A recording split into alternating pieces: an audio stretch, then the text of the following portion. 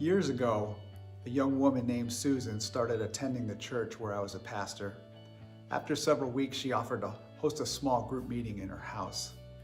A week before the small group meeting, I got a phone call from her parents who lived in another state. Their daughter had committed suicide. I met with the parents, I listened to their story, and we tried to piece together what had been going on in their daughter's life to bring her to that point. We had more questions, of course, than any answers. One thing that I learned about suicide is that it has a stigma attached to it, and for that reason, families often want to keep suicide a secret. Can you blame them for that? I wish I would have talked to this family about why they wanted to keep suicide a secret. Perhaps I could have helped them come to grips with the issues involved so that they could have taken a more open and honest approach to communicating with other people about what had happened.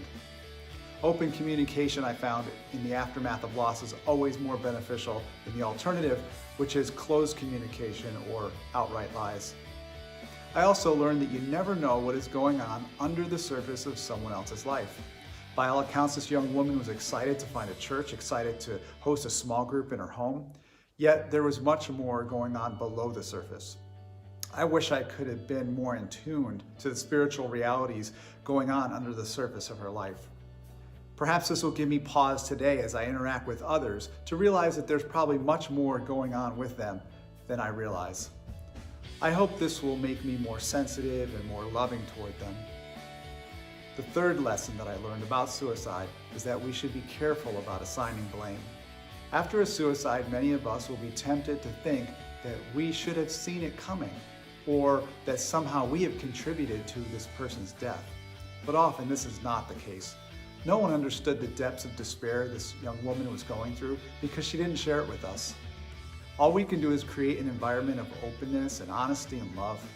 What another person decides to do in that environment is not for us to decide. I hope this video has been helpful. If so, please share it with anyone you think it might benefit. May God bless you. May He keep you.